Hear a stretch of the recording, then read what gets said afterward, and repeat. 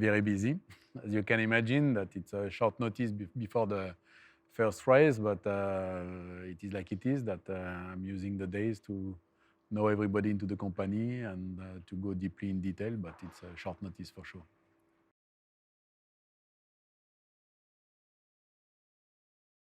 First, it's true that it's always very emotional. It's the baby for one season. That it means that when it's come to the reality, it's always a bit emotional. I love the car. I love the ride. And with the large Ferrari on the rear wing, I'm more than pleased.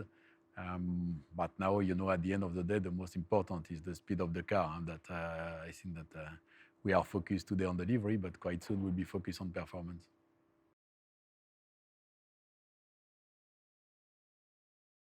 I think that when you are at Ferrari, coming after 2022, the team finished P2, that you can't have another objective than to win. I don't want to say that it will be easy, because I think on the grid that you will have Red Bull and Mercedes with exactly the same target, and only one team will win and only one driver will win the championship. But at the end of the day, we need to have this kind of target. We need to be in the mindset to do a better job tomorrow than today, and to be always trying to improve the system.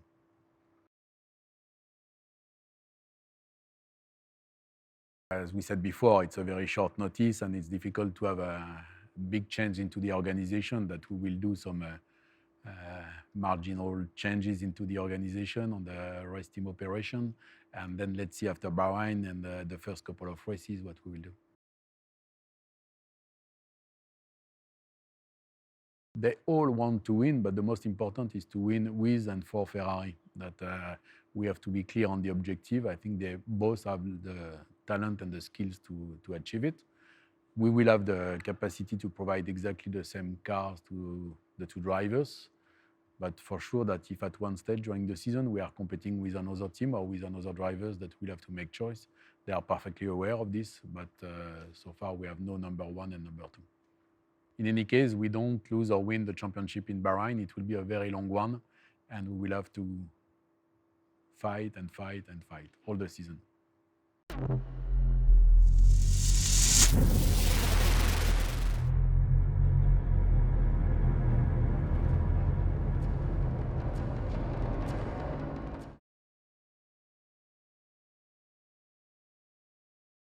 It feels amazing. I mean, it was only 2 minutes ago that I saw it for the first time fully mounted, but it's always an amazing feeling. It means that the start of the season is very soon, which is exciting times. We've been putting a lot of work into the new car, and now it's finally all done. So the test very soon, and then the first race.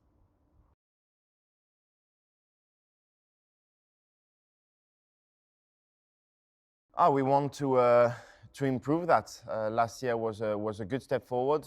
We need to do just the same this year, and hopefully get the championship. That is the target for all the team, and it is the target for me too. Get more wins, hopefully be more consistent from the first race to the last race, and hopefully we'll get that title.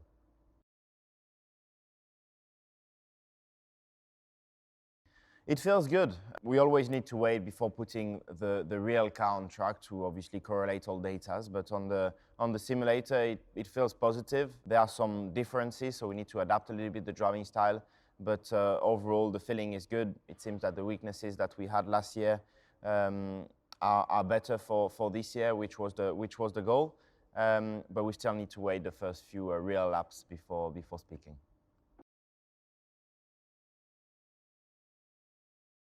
I spent my winter training mostly, relaxing for the first part of it with the family and friends. But after that, a lot of training. I went to the mountains in Italy, spent 2-3 weeks there, which was really intense training, but really good. And yeah, that was it. It's actually not that long. It doesn't feel that long, but it's good because I miss racing.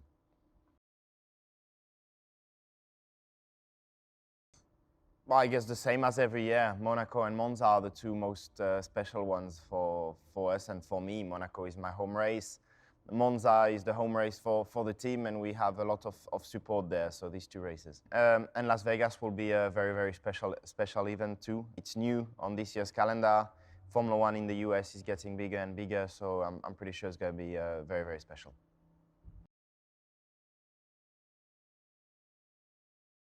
I am not planning to beat Carlos at golf because I am way too far behind. So yeah, hopefully we'll work together well in order to achieve good things on track. But at golf, I've got too much work to do.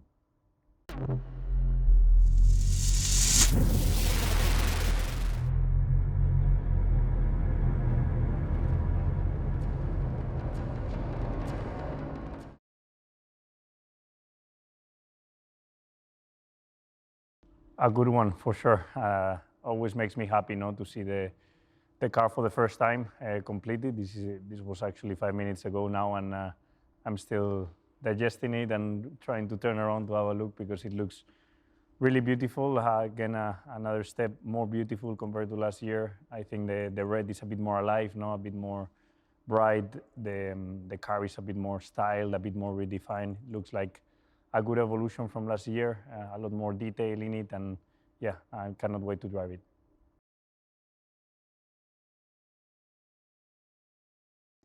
Obviously to try and improve those numbers, but I think the priority this year for the team is to make another step forward, like we did last year. Now we want to do another step and definitely get in that fight for the World Championship, for all the race wins, and yeah, try and be as competitive as we can, but at the same time trying to improve in all the areas that we've set ourselves the goals.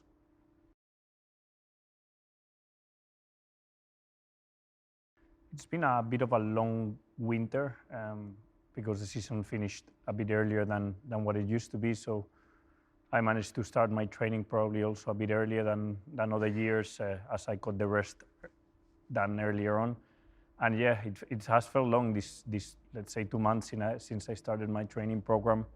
I focused myself maybe a bit more in the cardio side. Normally I've been lifting a lot of weights, trying to gain weight, but now I'm nearly at the limit of the weight limit of what a driver is allowed to weight. I have to focus more on the cardio side. So yeah, I'm working on it as much as possible, and I feel fresh, fit, like always. My most Italian skill or behavior? That's a tricky one. I think most of my behaviors are very similar to Italians, and I feel that when I'm around the mechanics, when I'm around the engineers, obviously people know now that I live in Italy, so I feel very Italian in all the ways that I behave and I go about here in Italy. But yeah, behaviors, one particular one, I'm not sure. Maybe the antipasti before lunch for me are very difficult to take out of my diet. Now that I'm trying to lose a kilo before the first race is probably one of the most difficult things to avoid.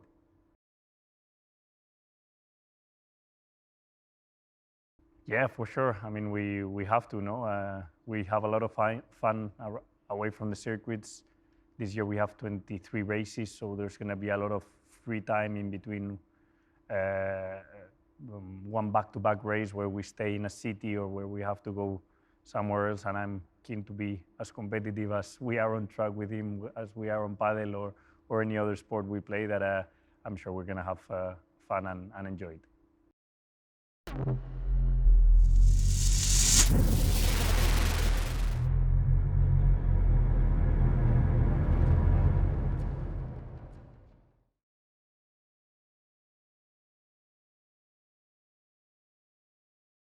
We think the best way to deal with such a long calendar is to create the best environment for our team. But creating the best environment means putting the right conditions for them to work in the best atmosphere, to work in an environment that will allow them to express themselves at best. So then, of course, we decided to take a little bit of perhaps difficult to start with approach. We decided to go the route of rotation. So we are rotating our teams where possible. Of course, it doesn't apply to every team members, but wherever we feel that the rotation is possible between the factory-based group and the race group, we have a light rotations in such a way that people can have perhaps a little less long calendar and also have a stronger connections with the factory. Finally, we try to form an as protective bubble as possible around our race team.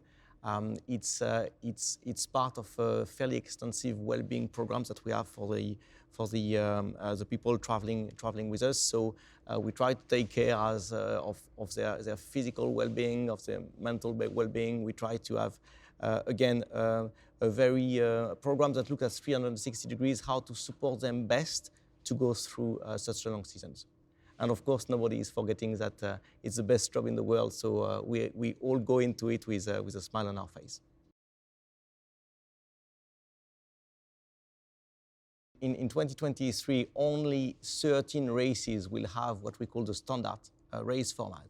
So we'll have these 13 races, which we have been very much used to. Then we will have the 6 sprint races, which call for different automatism, call from perhaps as well as different preparations going to the race weekends. On top of that, we'll have 2 races with Pirelli testing during FP2. And finally, a new entry, should I say, for 2023, we'll have 2 more races where we'll test an alternative tire allocations, whereby the drivers will have to use the hard compound in Q1, the medium compound in Q2, and the soft compound in Q3. So as you can see, only 13 standard races, very many variations around that for the other races. What it means for us, it will be the same for everyone. What it means for us is another layer of focus on the preparations to make sure that we arrive there as prepared as possible, to make sure that our automatism are working smoothly, and that we deal with all the operational and legal implications as best as we can.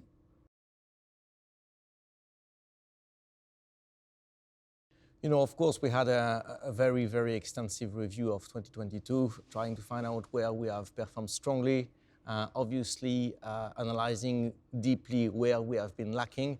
There is no need to hide. We have learned some of the things last year in the hard way on Sunday afternoon. So, of course, we have had this 360 review. What it means for us is that we are concentrating on giving our people the best platform to express themselves. So we have been reviewing our processes, we have been reviewing the way we are working in order to make sure that each individual can express itself at best, individually and of course collectively.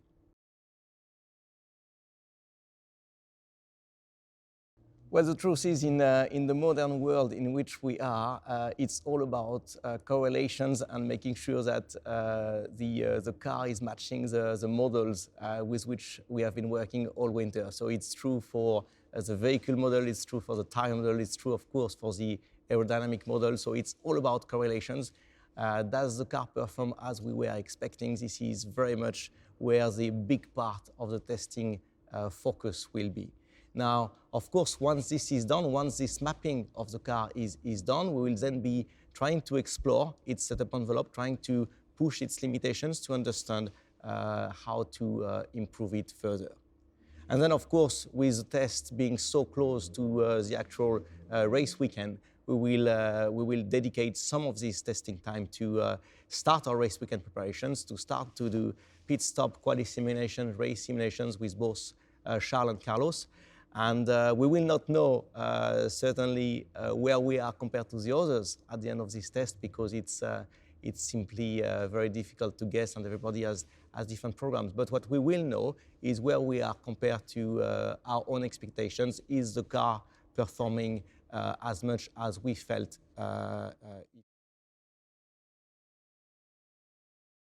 La monoposto del 2023 è un'evoluzione della macchina con cui abbiamo corso l'anno scorso, ma in realtà è stata tutta integralmente riprogettata.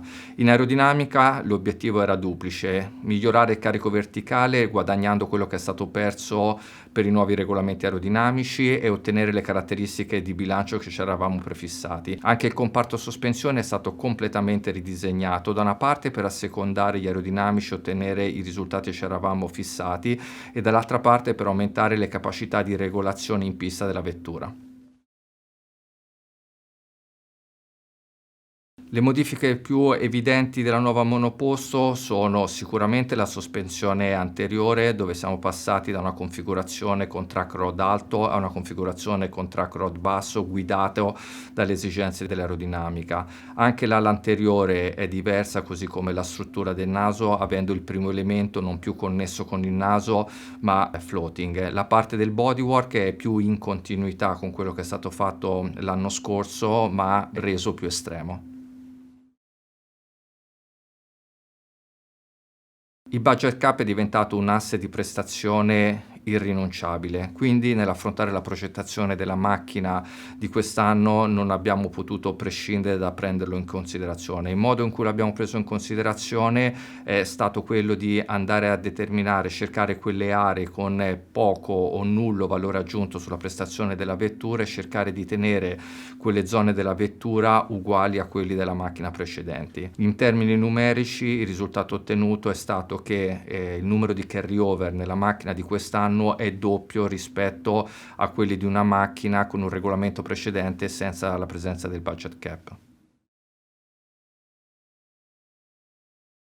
I nuovi regolamenti aero, pensati dalla federazione per ridurre il rischio di sviluppare porpoising in pista, hanno portato a una perdita secca di prestazione aerodinamica, una perdita anche consistente.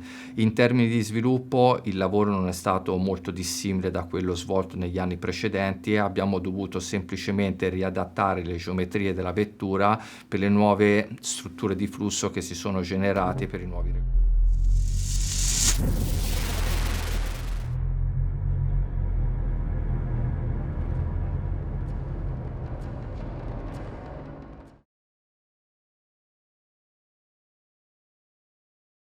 Il lavoro di preparazione alla nuova stagione è solitamente uno dei periodi più intensi dell'anno e anche questo inverno non ha fatto eccezione. Di fatto le power unit sono congelate dallo scorso anno, fluidi inclusi, olio e benzina, e si possono fare modifiche solamente per affidabilità. Ma l'affidabilità è stato il nostro tallone d'Achille nel corso della stagione scorsa e di conseguenza abbiamo impiegato l'inverno per cercare di risolvere le nostre principali criticità, per cercare di raggiungere il livello di affidabilità richiesto. Questo è stato il nostro obiettivo per il 2023 e di fatto su questa attività abbiamo improntato il lavoro invernale. Gli interventi hanno riguardato principalmente le aree su cui abbiamo trovato le principali criticità nel corso della scorsa stagione, quindi ci siamo concentrati sul motore a combustione interna e sulle macchine elettriche. Al tempo stesso abbiamo comunque cercato di capitalizzare l'esperienza fatta in pista nel corso dell'ultima stagione e quindi abbiamo comunque lavorato su tutti i riscontri e i segnali deboli provenienti dai componenti della power unit utilizzati. Questo ha riguardato chiaramente varie aree di progettazione di alcuni dei componenti, ma al tempo stesso abbiamo rivisto, dove necessario, anche alcune procedure di assemblaggio. È stato un lavoro che ha coinvolto tutte le persone della Power Unit e insieme a noi i colleghi della supply chain e i nostri fornitori.